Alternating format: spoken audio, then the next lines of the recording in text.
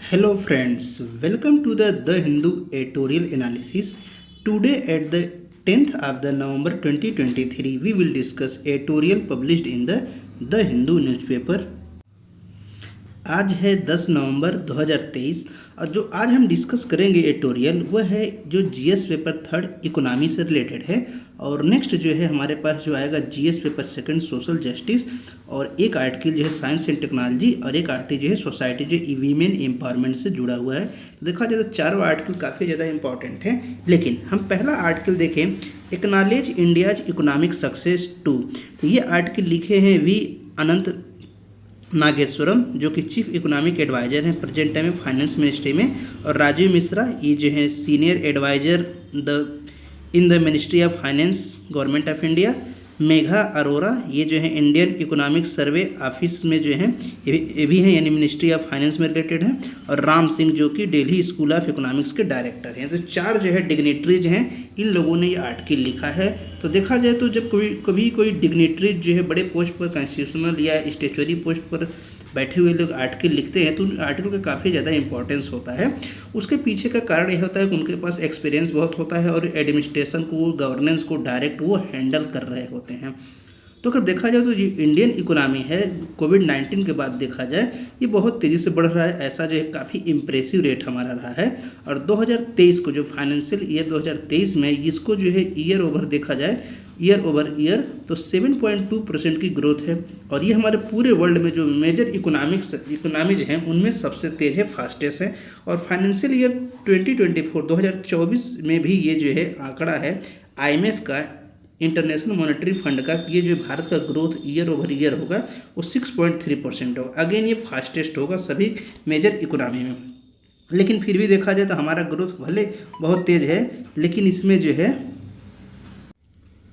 तो हमारी इकोनॉमी जो है काफ़ी ज़्यादा इसको मेजर वर्ड से यूज कर रहे हैं कि ये मेजर है, जो टैगलाइन दे रहे हैं। तो इससे क्लियर होता है कि हमारी जो इकोनॉमी है बहुत बड़ी तो है, लेकिन रिलेटिवली देखा जाए तो जो हाई इकोनॉमिक ग्रोथ है ग्लोबल कॉन्टेक्स्ट में, वो अभी भी हमारे लिए जो है थोड़ा सा साइज पूरे ग्लोबल की जो है साइज कम है।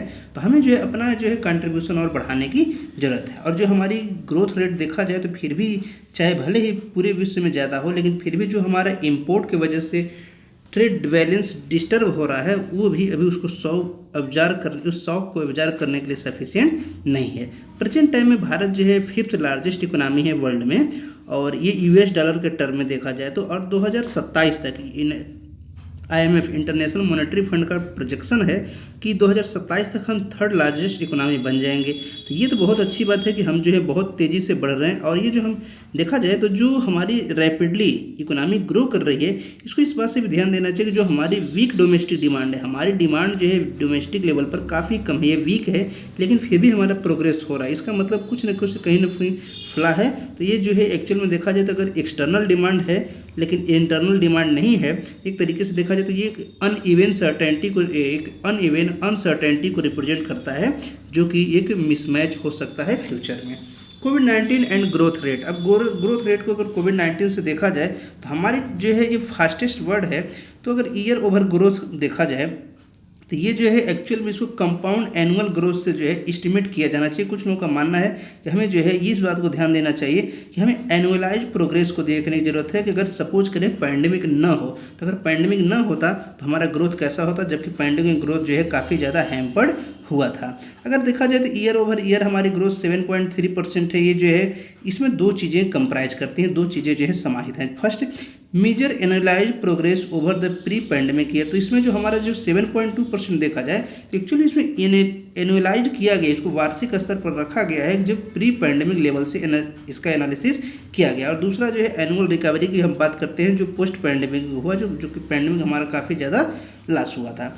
प्रेजेंट टाइम में देखा जाए तो जो इकोनॉमिक डिविडेंड है, ये भी जो है बहुत बड़ा जो है इनका मामला, ये बहुत बड़ा इसमें स्टेप ये होता है कि जो मिटिगेशन की बात करते हैं, जैसे इकोनॉमिक चैलेंज आ गया, प्री कोविड-19 के टाइम में ही आ गया था, फिर कोविड-19 आ गया, तो हम जो किस तरीके से मिटिगेट करते हैं, तो ये हमारी इकोनॉमिक डिविडेंड को रिप्रेजेंट करेगा। और first decade of the century, जैसे देखा जाए 2000 के बाद 2010 तक की देखा जाए तो जो इंडियन इकोनॉमी है काफ़ी तेज़ी से बढ़ी है। और इसमें जो है काफ़ी स्ट्रांग ग्रोथ भी था, हमारा डोमेस्टिक क्रेडिट भी काफ़ी तेज़ी से बढ़े थे। जैसा कि हम जानते हैं 2007-8 में सब प्राइम क्राइसिस क्राइसिस क्रिएट हुआ था ग्लोबल स्तर पर, एक्चुअल में अमेरिका से शुरू हुआ और जिसका असर पूरे विश्व में पड़ा, जिसका लेकिन भारत और चाइना पर बहुत कम असर पड़ा था, लेकिन फिर भी जो है इसका असर देखा गया था।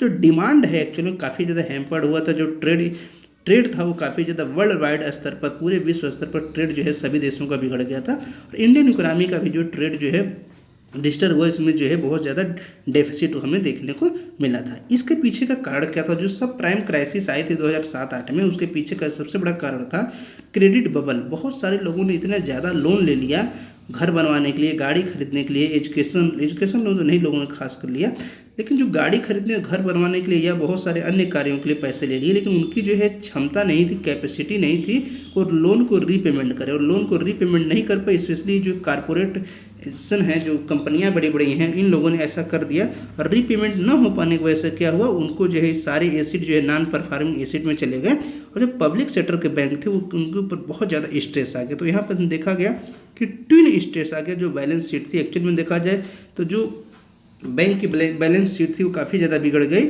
और फाइनली क्या हुआ, जो ये सब प्राइम क्राइसिस में बहुत ज़्यादा बैंकों का घाटा हुआ और बैंकों का घाटा होता है तो देश का घाटा होता है और फाइनली सारा बर्डन जो है जनता के ऊपर आ जाता है। तो देखा जाए तो पूरी तरीके से क्या हुआ, उसका रिजल्टेंट, उसका असर हमको क्या देखने को मिला कि जो हमारे इन्वेस्टमेंट रेट थे इंडियन इकोनॉमी में वो घट गए। पूरे वर्ल्ड में घटे थे लेकिन भारत में भी काफ़ी ज़्यादा घट गए, जबकि हम जो हैं कैपिटलिस्ट इकोनॉमी नहीं है, हम सोशलिस्ट इकोनॉमी नहीं है, हम मिश्रित इकोनॉमी जो है, भारत जो है मिक्स्ड इकोनॉमी को फॉलो करता है। हम कुछ हद तक कैपिटलिस्ट हैं और कुछ हद तक सोशलिस्ट हैं, लेकिन फिर भी हमारे ऊपर चाइना के ऊपर भी असर देखने को मिला था। अब पब्लिक कैपेक्स की देखा जाए तो जो पब्लिक कैपेक्स हम बात करते हैं जो इन्वेस्टमेंट के रूप में, तो जो गवर्नमेंट है ये जो 2014 से आई है, प्राइम मिनिस्टर नरेंद्र मोदी की गवर्नमेंट ने, इसने कुछ काम किया है। जैसा कि आर्टिकल में कहा गया है, इकोनॉमिक एडवाइजर सलाह दे रहे हैं, जो फिजिकल डिसिप्लिन है सरकार ने उसे एड्रेस किया। जो बहुत सारे चैलेंजेस थे, जैसे स्पेशली फिजिकल डेफिसिट बहुत ज़्यादा था, इन्फ्लेशन जो है, महंगाई बहुत ज़्यादा थी, तो उसको जो है उन्होंने सॉल्व करने की कोशिश किया। जो करंट अकाउंट डेफिसिट था उसको भी जो है काफ़ी ज़्यादा सॉल्व किया गया। इसके अलावा जो है ट्रेड और डोमेस्टिक इन्वेस्टमेंट जो काफ़ी ज़्यादा वीक थे, तो इंडियन इकोनॉमी के ग्रोथ के लिए बहुत ज़्यादा जो है पोटेंशियल होने के बाद भी वो कुछ नहीं कर पा रहे थे। जो सेकंड क्वार्टर आता, सेकंड डेकेड आता 2010 के बाद का, तो हमारी जो इकोनॉमी की ग्रोथ थी वो काफ़ी लेस, पोटेंशियल होने के बाद भी उसका ग्रोथ रेट कम था। तो सरकार ने काफ़ी ज़्यादा कोशिश की और जो है सरकार की कुछ कोशिशों के बाद जो है हमारा ट्रेड बैलेंस जो है सपोर्ट में आया। इस ट्रेड बैलेंस हमारा जो है पॉजिटिव में आया, वो इम्प्रूव हुआ और हमने जो है हायर ग्रोथ को सपोर्ट किया। देखा जाए 2014 के बाद होता क्या है, तो सरकार ने क्या किया, कुछ ऐसी जो है एक सीरीज में बहुत सारे जो मेजरमेंट लिए, कुछ जो ऐसे मेजरमेंट, कुछ उपाय उन्होंने किया। जैसा कि उन्होंने सबसे पहले क्या किया कि जो लिबरलाइजेशन किया उन्होंने इकोनॉमी में, जिसकी वजह से क्या हुआ, अपवर्ड लेवल पर जो कुछ चीज़ें शिफ्ट हुई, जैसे फॉरेन डायरेक्ट इन्वेस्टमेंट आए। इसके बाद जो सरकार ने 2015 में, एक्चुअल में 2016 में इंसॉल्वेंसी एंड बैंकरप्सी कोड जो है 2015 में इंट्रोड्यूस किया, लेकिन 2016 में फाइनली जाके पास हुआ।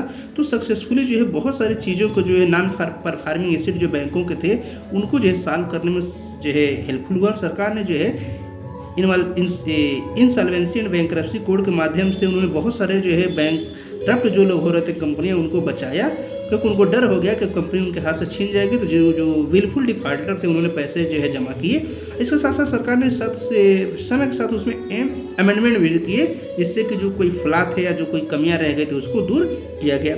इसके बाद सरकार ने 2016 में डिमोनेटाइजेशन किया, जिससे कि मार्केट में क्या हुआ, पूरी अमाउंट जो है करेंसी गायब हो गई, लिक्विडेशन कम हो गया। उससे क्या हुआ कि जो है टैक्स कंप्लायंस भी बढ़ा और जो ब्लैक मनी है वो सॉर्ट आउट किया गया, जैसा कि सरकार का कहना, जैसा आर्टिकल कह रहे हैं। फिर इसके बाद जो है, हाँ ये अलग बात है, सरकार के बताने के अनुसार 98 या 99% पैसे तो सरकार के पास वापस आ गए। तो डिमोनेटाइजेशन का बहुत बड़ा फ़ायदा तो नहीं दिखा था।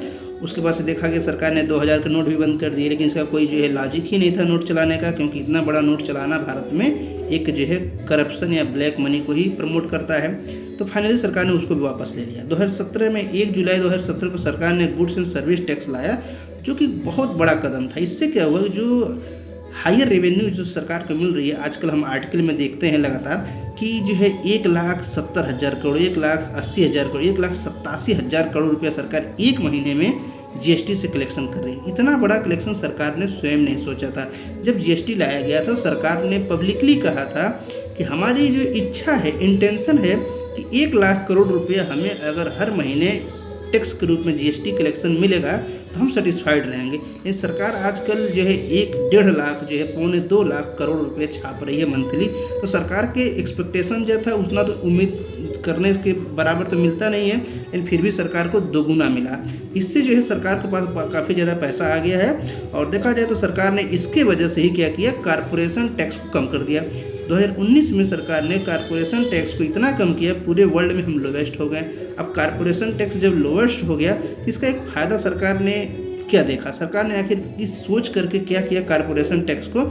सरकार का मानना था कि हम जो है इन्वेस्टमेंट को बढ़ाना चाहते हैं, जिससे कि फॉरेन डायरेक्ट इन्वेस्टमेंट जो है भारत में आए, एफडीआई और एफपीआई भारत में आए, जिससे कि हमारी जो है इंडस्ट्री ज़्यादा से ज़्यादा बैठे, यहाँ पर जो है सर्विस सेक्टर में लोगों को एम्प्लॉयमेंट मिले, इंडस्ट्री आए और हमारे यहाँ रोज़गार क्रिएट हो, हमारे जीडीपी ग्रोथ हो। सरकार ने इसके लिए जो है इकोनॉमी को ग्रोथ करने के लिए, रिफॉर्म करने के लिए कुछ किया। और जो है देखा गया कि कुछ ऐसी भी चीज़ें हमको मिली जो मार्केट के प्रिंसिपल से खिलाफ थे।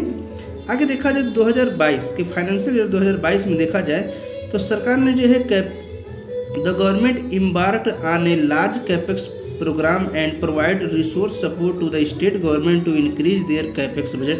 सरकार ने स्टेट गवर्नमेंट के लिए भी कोशिश किया कि उनके कैपेक्स जो टोटल बजट है वो बढ़ा जाए। और 1.6% जीडीपी जो हुआ करता था फाइनेंशियल ईयर 19 में, उसको जो है सरकार ने बढ़ा करके फाइनेंशियल ईयर 2023 तक 2.7% कर दिया। और आगे उम्मीद है कि फाइनेंशियल ईयर 2024 में ये 3.3% हो जाए कैपेक्स, यानी स्टेट का जो है बजट फाइनली बढ़ने वाला है।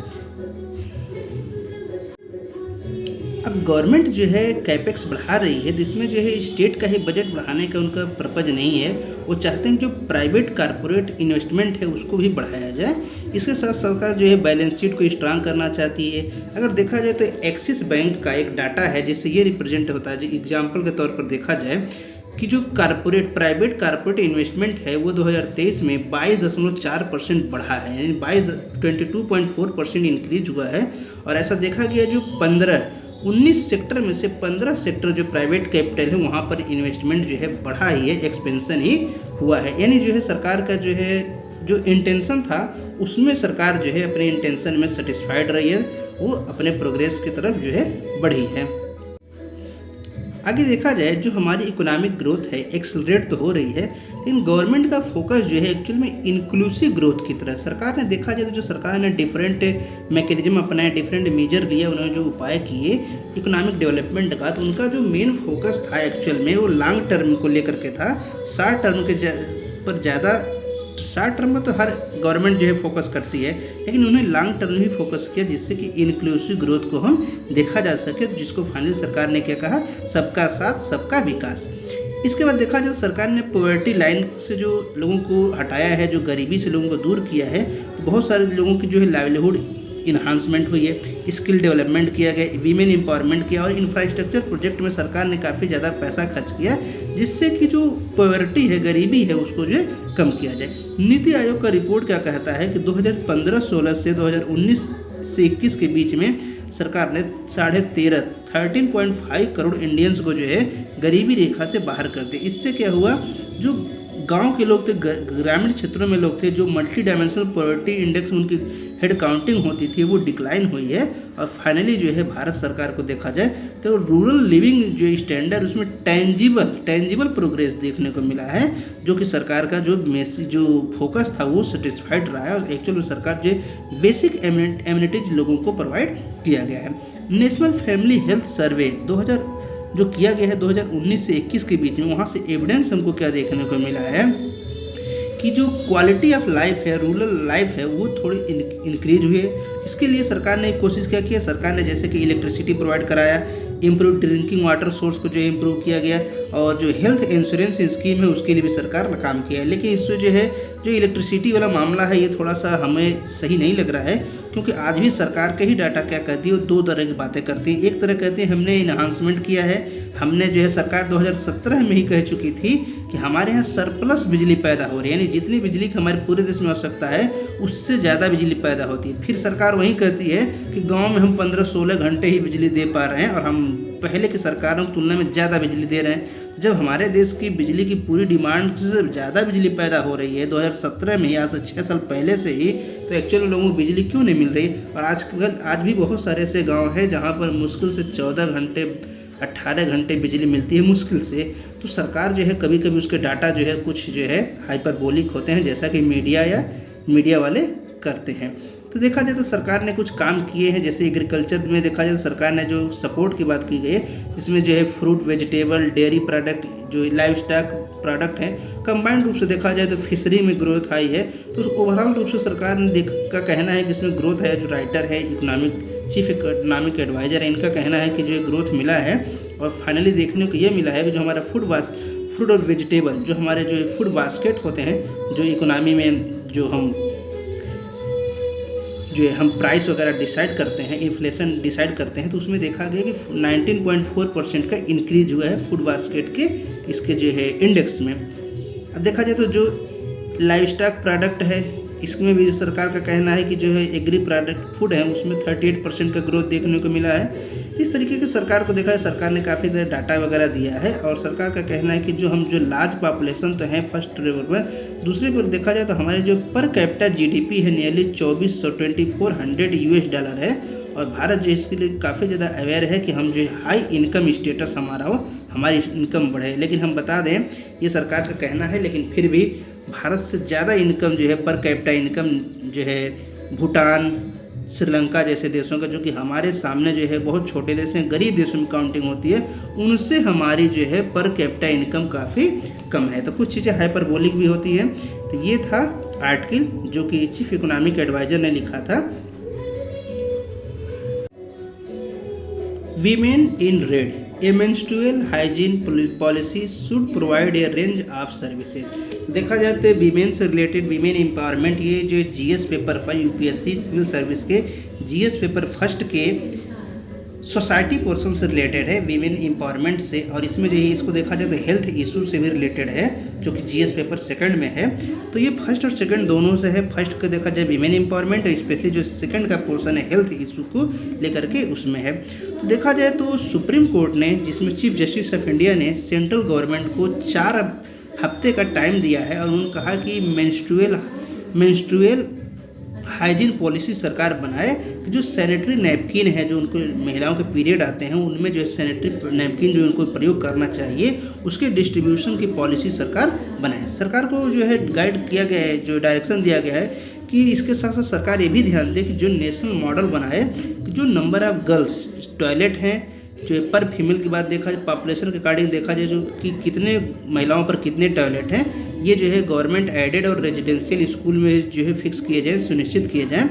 क्योंकि यहाँ से कुछ चीज़ें सामने जो देखने को मिलती है प्रेजेंट टाइम में कॉन्टेक्स्ट में, जो हमारी डेमोग्राफिक है, ये जो है कुछ काफ़ी ज़्यादा जो है एक तरीके की नहीं है पूरे देश में। और ये वीमेंस जो है हमारे हाफ पॉपुलेशन को, पूरे कंट्री का हाफ पॉपुलेशन को कंटेन करती हैं। लेकिन इनकी कुछ पर्सनल समस्याएं हैं जो कि प्राकृतिक स्तर पर, जैसा कि देखा जाए तो ये जो है हमारे देश में देखा कि एक 3/4 लगे, करीब 75 साल लगे हमारे देश में, लेकिन फिर भी एक मेंस्ट्रुअल हाइजीन जो पॉलिसी नहीं बना जा सकी है। और देखा जाए तो हमें जो है इसको जो है एक्सपेंड करने की ज़रूरत है अर्बनाइजेशन के पीरियड में। और मेंस्ट्रुअल हाइजीन को जो प्रोडक्ट जो है हमें जो है एक लार्जर ग्रुप, जो वीमेंस ग्रुप में उसको प्रोवाइड करने की ज़रूरत है, स्पेशली अफोर्डेबल प्राइस पर। और सरकार का कुछ लोगों का ये मानना है कि उसको फ्री ऑफ कास्ट जो है डिस्ट्रीब्यूट किया जाना चाहिए वीमेंस को। तो ये देखा जाए तो जो सेमी अर्बन है, जो रूरल वीमेंस में इसका प्रयोग कम होता है। लेकिन national family health survey 5th क्या पायर सर्वे में जो रूरल वीमेंस थे वो 73% और 90% अर्बन वीमेंस जो है सैनिटरी नैपकिन का प्रयोग करती है मेंस्ट्रुअल प्रोटेक्शन के लिए। तो देखा जाए तो अभी भी शहरों में 10% लोग नहीं प्रयोग कर रहे हैं, और जो है गांव में केवल 73% 73% प्रयोग कर रहे हैं। तो ये जो है एक बहुत बड़ा आंकड़ा होता है, जो है इसको जो है देखने की ज़रूरत है। और इसके बाद ये भी देखा जाए कि जो नेशनल फैमिली हेल्थ सर्वे का रिपोर्ट था कि इसमें लोगों के जो प्रयोग करने के बाद सैनिटरी नैपकिन वो पहले 58% हुआ करती थी, अब ये बढ़ करके 78% जो है national family health survey 5th में बढ़ गई है। तो इसके लिए देखा जाए तो प्राइमरली जो है सैनिटरी नैपकिन, क्लॉथ या लोकली जो है प्रिपेयर्ड नैपकिन प्रयोग किए जाते हैं, लेकिन सरकार का मानना है, जुडिशरी का ये मानना है कि इस पर जो है सरकार को ध्यान देने की ज़्यादा ज़रूरत है, क्योंकि जो इसमें जो है सिर्फ सैनिटरी नैपकिन की ही बात नहीं है, इसमें टॉयलेट भी होने चाहिए, वहाँ पर पानी साफ़ सुथरे होने चाहिए, एक्सेस टू द प्रोडक्ट भी होना चाहिए, उनको जो है सूटेबिलिटी भी होनी चाहिए। हम अपना पर्सनल एक्सपीरियंस बताएं, एक कॉलेज में हम एक बार देने गए थे एग्ज़ाम, वहाँ पर जो है टॉयलेट था ही नहीं कॉलेज में, ये हालत थी। बॉयज़ के लिए टॉयलेट नहीं थी, गर्ल्स के टॉयलेट नहीं थी, गर्ल्स जो है एग्जामिनेशन के दिन जो है प्रिंसिपल के टॉयलेट में जा रही थी। तो ये सिचुएशन थी। तो ये जो है चीज़ें जो है हमें एक रिवोल्यूशन लाने की ज़रूरत है और इस पे लिए काम करने की ज़रूरत है, तभी जा कर के हम जो सोशल जस्टिस वर्ड यूज करते हैं, तभी जा कर के हम कह सकते हैं कि ये जस्टिफाइड हो रहा है। नेक्स्ट आर्टिकल है चिप ऑफ द ब्लॉक। ये जो है हमारे जीएस पेपर 3rd के साइंस एंड टेक्नोलॉजी से रिलेटेड है, यानी साइंस एंड टेक्नोलॉजी के पोर्शन से ये आर्टिकल है। As incentive for semiconductors sputter course correction are due. तो देखा जाए तो सरकार ने प्रोडक्शन लिंक्ड इंसेंटिव शुरू किया है कि जो मैन्युफैक्चरिंग कर रही हैं हमें सेमीकंडक्टर्स की, वो काफ़ी ज़्यादा से ज़्यादा बढ़ाया जा सके, क्योंकि ताइवान पूरे दुनिया का 70 से 80% जो है मैन्युफैक्चर करता है। यूक्रेन करता था, यूक्रेन पर रसिया ने हमला कर दिया जिससे वहाँ पर बंद हो गया, और ताइवान पर चाइना का हमला का खतरा हमेशा बना रहता है। तो भविष्य में ये संकट है कि अगर कहीं ऐसे किसी देश ने हमला कर दिया तो हो सकता है कि हमें सेमीकंडक्टर मिले ही ना, चिप मिले ही ना, तो जो हमारा प्रोडक्शन है वो हैम्पर्ड हो जाए, पूरी इकोनॉमी ध्वस्त हो सकती है। इसलिए सरकार ने क्या किया, 7500 करोड़ रुपए की बात की थी कि वो जो है प्रोडक्शन वो हेल्पिंग करेंगे, लेकिन सरकार ने जो प्रोडक्शन लिंक्ड इंसेंटिव दिया है वो जो है 80% अंडर यूटिलाइज है। यानी देखा जाए तो सरकार जो है इसमें काफ़ी अचीवमेंट जो बात कर रही थी सरकार गोल अचीवमेंट करने की, उससे काफ़ी ज़्यादा दूर है।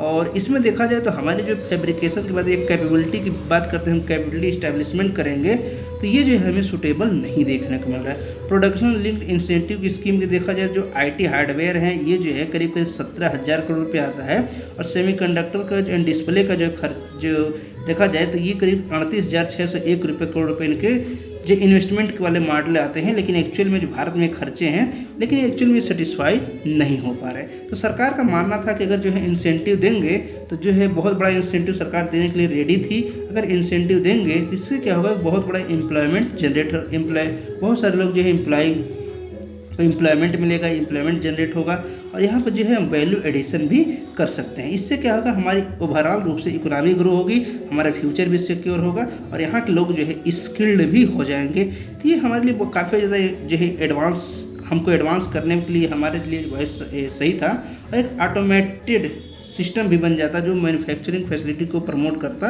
हम जानते हैं हमारी जो इकोनॉमी है ये जो है अभी करीब 55 to 56% जो है सर्विस सेक्टर से आता है, और 25% ही केवल है जो हमारे मैन्युफैक्चरिंग से आता है। तो मैन्युफैक्चरिंग को हमारी एक्चुअल में हमें बढ़ानी है, 40% के आसपास ले जाने होगी। करीब 35 to 40% मैन्युफैक्चरिंग, करीब 55 to 60% जो है होना चाहिए सर्विस सेक्टर, टर्शियरी। अब प्राइमरी जो है एग्रीकल्चर में लोग कम से कम इन्वॉल्व हो, क्योंकि भारत में खेती जो है घट रही है। इसके लिए सरकार कोशिश कर रही है, लेकिन एक्चुअल में देखा जाए तो ये हमारे लिए सक्सेसफुल नहीं हो रहा। ऐसा कोई इकोसिस्टम जो सरकार अट्रैक्ट बनाना चाहती है, अट्रैक्ट करना चाहती थी, वो इकोसिस्टम हमें मिल नहीं रहा है। तो ये जो है सरकार को इस पर जो है ध्यान देने की ज़रूरत है, और देखा जाए तो सरकार को इसके लिए क्या करना चाहिए, और भी फैसिलिटी को बढ़ाने की कोशिश करें। और हमारा मानना है सरकार को खुद एक कंपनी बैठानी चाहिए, चाहे जितना भी पैसा मिले, लेकिन हाँ ट्रांसपेरेंसी और ईमानदारी के साथ। इसके बाद देखा जाए तो जो हमारा जो बल्क है, बहुत बड़ा कैपिटल की बात करते हैं जिसमें हम फोकस करते हैं, जहाँ पर सरकार बात करती है कि हम मैन्युफैक्चरिंग प्लांट के लिए सब्सिडी देंगे, लेकिन वो सारे चीज़ें जो हमारे इंटरमीडिएट प्रोसेस हैं, इंटरमीडिएट में ही रह गई हैं। इसलिए ये चीज़ें हमें देखने को मिलता है कि जो हम बात करते हैं प्राइवेट कैपिटल की, कि जो हमें प्राइवेट कैपिटल आएंगी, लेकिन उससे हमारा क्या होगा, स्टेट का चिप मैन्युफैक्चरिंग में जो है हम एडवांसमेंट करेंगे, हमारी टेक्नोलॉजी बढ़ेगी, हम आर्टिफिशियल इंटेलिजेंस यूज करेंगे। जो पॉलिसी मेकर इस तरह की गेस करते हैं वो एक्चुअल में फुलफिलमेंट नहीं हो रहा है, और जो हमारी टेक्नोलॉजिकल पोजीशन थी वो जो कमिंग डिकेड में आनी चाहिए थी, वो हमें थोड़ा सा गड़बड़ दिख रहा है। टेंजिबल आउटकम के रूप में देखा जाए तो जो हमारी जो बात करते हैं साइबर सिक्योरिटी की, तो हमें जो है साइबर सॉवरेनिटी को भी सेफगार्ड करने की ज़रूरत है, क्योंकि हम देख रहे हैं कि भारत ही नहीं पूरे वर्ल्ड में साइबर अटैक का हमला बहुत ज़्यादा है। और अभी तो देखा गया डीप फेक का भी मामला आया था। तो इसके लिए जो है थोड़ा सा प्रयासरत रहने की ज़रूरत है। थोड़ा सा ये निराशाजनक है कि सरकार ने जितना उम्मीद किया था उस तरीके से चीज़ें आगे नहीं बढ़ रही हैं। नेक्स्ट आर्टिकल है justice anger and the Nithari acquittals. इसके राइटर हैं स्तुति राय। ये जो है is a litigation associate at project 39A national law university Delhi. तो जो हम बात करते हैं directive principle of state policy, जिसके अनुच्छेद आर्टिकल 39 है, 39A है, उसके लिए कुछ एक्टिविस्ट हैं जो लोग उस आर्टिकल को ही प्रमोट करते हैं और उससे जो है काम करते हैं। उसी से रिलेटेड ये है। देखा जाए तो इसमें जो डिस्कशन किया गया है कि जो 19 बच्चों के और महिलाओं के जो है हड्डियाँ मिली थी निठारी गांव में नोएडा के पास जो है 2006 में, ये बहुत पुरानी बात है, 2006 की बात है। और वहाँ पर जो है 2 लोगों को, एक सुरेंद्र कोहली और एक मुनिंदर सिंह पंदर। मुनिंदर सिंह पंदर जो एक डॉक्टर है और सुरेंद्र कोहली उसका एक नौकर था। जैसा पाया गया था कि ये लोग क्राइम किए हैं। इन लोगों को एक्चुअल में आरोप ये था कि ये क्या करते हैं, बच्चों को या महिलाओं को पकड़ लाते हैं या घर के पास से कोई गुजरे या कहीं से लोग पकड़ लाते हैं और उनको जो है मार डालते हैं, फिर उसके साथ रेप करते हैं। रेप करने के बाद फिर उनके शरीर से जो है किडनी वगैरह जो है निकाल लेते हैं, अंग जो डिफरेंट आर्गन होते हैं, अंग होते हैं, निकाल लेते हैं और फिर उसे जो है पका करके खा जाते हैं, फिर उसकी हड्डियाँ को बाहर फेंक देते हैं। इतना बड़ा क्रिमिनल का ये मामला था। इतना बड़ा क्रिमिनल केस होने के बाद भी ये देखने को मिला कि जो ये कोर्ट थी, जो हम बात करते हैं डिस्ट्रिक्ट लेवल पर सेशन कोर्ट, तो सेशन कोर्ट ने फांसी की सज़ा दिया था। उसको जो है हाई कोर्ट और सुप्रीम कोर्ट ने भी जो है मान लिया था। फिर जो है राष्ट्रपति के पास गया था जो है दया याचिका के लिए, तो वहाँ पर भी रिजेक्ट कर दिया गया। लेकिन फाइनली फिर से जो है चीज़ें फिर से निकल के बाद में आई और यहाँ पर क्या हुआ, इलाहाबाद हाई कोर्ट ने उसको इक्विटल कर दिया, उसको जो दोष बरी कर दिया। अब यहाँ पर ये बात आती है कि अगर ये लोग दोष मुक्त हो गए तो आखिर ऐसे क्या वजह थी कि पहले इन लोगों को फांसी की सजा आजीवन करवा दिया गया और फिर उसके बाद जो आज वरी हो गए, जिसकी इसकी जांच सीबीआई की थी। आज हम देखते हैं कि सीबीआई कहीं छापा मारती है, कोई जांच उसको मिल जाता है करने को, तो मीडिया वाले हाव तौबा मचा देते हैं, पूरे टीवी पर, अखबार में छापे, सोशल मीडिया पर उनके जो बहुत सारे जो है मीम्स बन जाते हैं। लेकिन यहाँ तो सीबीआई फेल है, जहाँ पर कई लोग जो है बच्चे महिलाओं की हत्या होती है, रेप होता है, उनके आर्गन जो है निकाल ले जाते हैं, बेच दिए जाते हैं और जो है उनको पका के खा दिया जाता है, उनकी हड्डियों को फेंक दिया जाता है नाला में। इस तरीके की जो है बातें एक्यूज थी। लेकिन ये जो चीज़ें फिर भी देखा गया कि ये लोग बच जाते हैं, रेप करना, मर्डर करना और कैनिबेलिज्म, इसका मतलब होता है नर मांस भक्षण करना। तो ये जो है उसने जो 60 दिनों तक वो कस्टडी में था सीबीआई के सुरेंद्र कोहली, उसने जो है इस बात को स्वीकार किया था। लेकिन इलाहाबाद हाई कोर्ट का कहना है कि 60 दिनों में उसको अपने वकील से बात तक करने नहीं दिया गया और कुछ बहुत कम टाइम के लिए कि जो है अपने वकील से बात करने के लिए दिया गया। तो माना गया कि उन लोगों ने उसे टार्चर किया है और ट्यूटर किया है कि ऐसा बोल दो, और उसने ऐसा बोल दिया और फिर जो है उसको आजीवन कारावास हो गया। लेकिन कुछ मामलों में फिर से जो है कुछ एविडेंस नहीं था, सीबीआई किसी एविडेंस तक नहीं पहुंच पाई और उसका जो बयान था कोर्ट के अंदर, उसी बयान के आधार पर उसको आजीवन कारावास दिया गया था। इसके अलावा देखा जाए तो बहुत सारे अन्य चीज़ें और केसों में तो उसके जो है 12 केसेज और भी चल रहे थे, उसमें भी उसको जो है कुछ प्रोसिक्यूशन की तरफ से कुछ चीज़ें आई और कुछ मामलों में सेशन कोर्ट ने ही उसको एक्टिवेट कर दिया, यानी सेशन कोर्ट ने स्वयं माना कि जो है ये जो है दोष सिद्ध होने के योग्य एविडेंस नहीं है। और फाइनली इलाहाबाद हाई कोर्ट ने भी कर दिया। हमारे सामने क्वेश्चन किया, व्हाट चैलेंज सडनली, आखिर सडनली ऐसा हाई कोर्ट में क्या देखने को मिल गया। तो हाई कोर्ट ने सिंपली यही देखा कि इसका जो भी मामला है, इसने कोई सीबीआई ने कोई एविडेंस कलेक्ट ही नहीं कर पाई। सीबीआई के पास सिर्फ एक ही चीज़ था कि जो डॉक्टर था उसको पहले आर्गन ट्रैफिकिंग के केस में पकड़ा गया था, उसको इंटरोगेट भी किया गया था और जो ये मामला था इसने सुरेंद्र कोहली ने जो कबूला है पुलिस के सामने, चाहे कोर्ट में आकर के सीबीआई कोर्ट में, वही इनका आधार था। लेकिन इन्होंने अपने स्तर से कोई एविडेंस जो है कलेक्ट नहीं कर पाए। तो जो है ये चीज़ें देखने को मिली थी। यहाँ पर मामला ये आता है कि क्या सच में सीबीआई काम कर रही है, क्या पुलिस हमारे देश में सच में काम कर रही है, क्या इन्वेस्टिगेशन वो सच में कर रहे हैं। तो ये जो है एक बहुत बड़ा क्वेश्चन बन जाता है।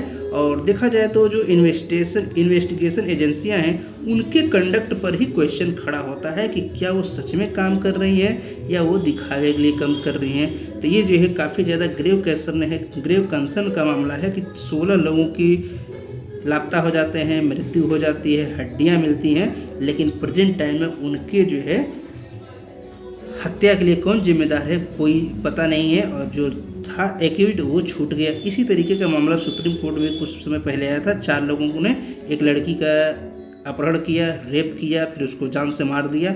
वो लोग जो है जेल में थे, दिल्ली हाई कोर्ट ने फांसी की सज़ा सुना दिया और सुप्रीम कोर्ट ने उन्हें छोड़ दिया।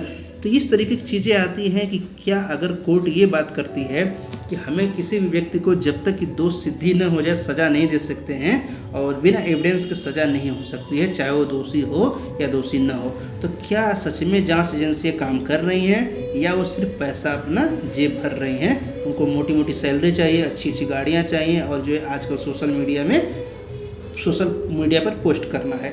ये जो है ग्रेव कंसर्न का मामला है, ये सोचने का मामला है। तो ये इस आर्टिकल में यही कहा गया है कि जो एंगर, लोगों का जो गुस्सा है, क्या वो जस्टिस में बदला। कभी कभी लोग क्या करते हैं, मीडिया ट्रायल हो जाता है, कुछ एजेंसियां क्या करती हैं, कुछ चीज़ें लीक कर देती हैं टीवी चैनलों के साथ या पत्रकारों के साथ। वो लोग जो है मीडिया खुद ट्रायल कर देती है और जनता भी फैसला सुनाई देती है। फाइनली जब कोर्ट का फैसला आता है तो लोगों को निराशा हाथ लगता है, जैसा कि इस केस में देखने को भी मिला। तो ये चीज़ें सोचने की, विचारने की जो ज़रूरत है कि हमारा देश किस तरीके से, किस तरफ जो है हम प्रोग्रेस कर रहे हैं अपने जस्टिस सिस्टम को लेकर के। तो ये था आज का आर्टिकल।